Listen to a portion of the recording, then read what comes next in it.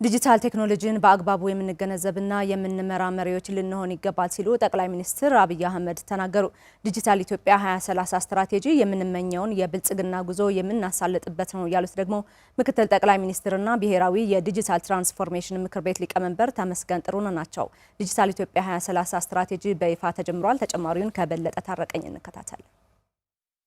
ኢትዮጵያም በሚያስገርም ፍጥነት ዲጂታል ዓለሙን እየተቀላቀለች ትገኛለች። ባለፉት 5 ዓመታት በ2025 ዲጂታል ስትራቴጂ የኢትዮጵያን ከፍታና የዘመናዊነት ጉዞ የሚያሳልጡ በርካታ ስራዎች ተከናውነዋል። በፋይናንስ አሰራር፣ በመንግስት ተቋማት አገልግሎት አሰጣጥ፣ በህዝብ ትስስር፣ በንግድ ስርዓት፣ በጸጥታና ደህንነት እንዲሁም የሚዲያ አውታርን በማስፋት ላይ ለውጦች መመዝገባቸውን የብሔራዊ የዲጂታል ትራንስፎርሜሽን ምክር ቤት መረጃ ያስረዳል። ዲጂታል ኢትዮጵያ 2030 ስትራቴጂ በይፋ ተጀምሯል። የመርሃ ግብሩ የክብር እንግዳ ጠቅላይ ሚኒስትር ዶክተር አብይ አህመድ ዲጂታል ኢትዮጵያ 2025 ስትራቴጂ እንደ ሀገር ብዙ ለውጦች የተመዘገቡበትና ለዲጂታል 2030 መሰረት የተጣለበት እንደነበር ገልጸዋል። ጠቅላይ ሚኒስትሩ ሲናገሩ በ2030 ዲጂታል ኢትዮጵያ ስትራቴጂ በአገልግሎት ሰጪ ተቋማትና ዜጎች መካከል መተማመን የሚፈጠርበት፣ ሁሉንም ዜጎች ባካተተና እኩል በሆነ መንገድ የሚጠቀሙበትን ሁነት መፍጠር የስትራቴጂው መሰረታዊ ግቦች እንደሆኑ ገልጸዋል።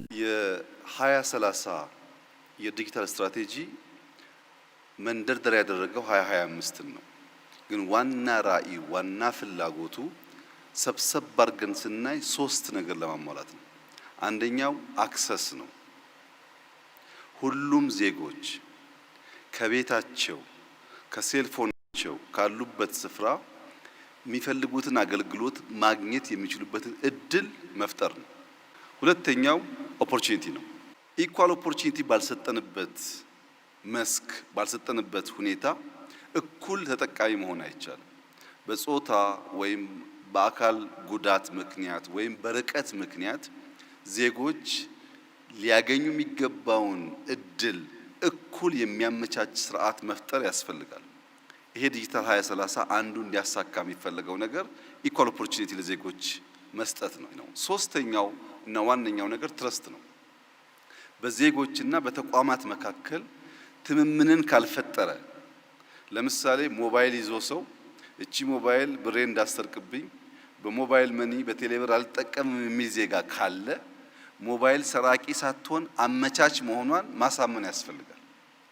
በተቋምና በዜጎች መካከል ትምምን ካልተፈጠረ የገንዘብ ትራንዛክሽን፣ መማር ማስተማር፣ ስለ ጤና ዳታ መስጠት፣ ደፍሮ ለስራ አፕላይ ማድረግ፣ ፐርሰናል መረጃን በክላውድ ላይ ማስቀመጥ የመሳሰሉ ጉዳዮች የሚታሰቡ አይደሉም። ስትራቴጂው እንዲሳካ መሰረታዊ የሚባለው የዲጂታል መሰረተ ልማቶችን ማልማትና መምራት፣ ዲጂታል ቴክኖሎጂውንም በአግባቡ መረዳት ይገባል ብለዋል ጠቅላይ ሚኒስትሩ።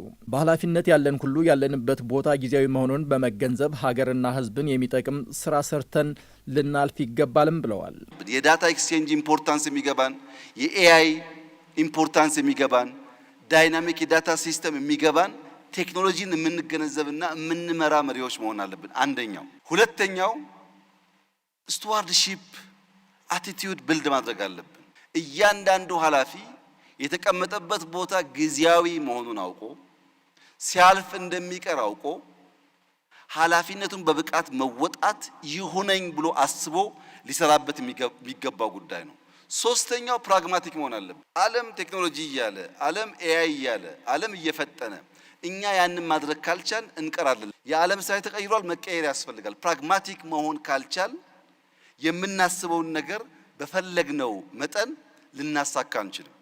ምክትል ጠቅላይ ሚኒስትርና ብሔራዊ የዲጂታል ትራንስፎርሜሽን ምክር ቤት ሊቀመንበር ተመስገን ጥሩነህ ኢትዮጵያ ማደግ የምትፈልግ ብቻ ሳይሆን አቅምም ያላት ሀገር ነው። ዲጂታል ኢትዮጵያ 2030 ስትራቴጂ የምንመኘውን የብልጽግና ጉዞ የምናሳልጥበት እንደሆነ ነው የገለጹት። ዲጂታል ኢትዮጵያ 2030 ስትራቴጂ በሁላችንም ጥረት፣ ትጋትና ትብብር የተጀመሩ የዲጂታል ውጥኖች በአገር አቀፍ ደረጃ በፍጥነት የሚስፋፉበት፣ ተናባቢ የዲጂታል ስነ ምህዳር የምንገነባበት፣ ዘላቂ የሆነ ዲጂታል እመርታ የምናመጣበት እንዲሁም በስርዓት የተደገፈ አገራዊ ትራንስፎርሜሽን የምናረጋግጥበት እንደሚሆን ይጠበቃል።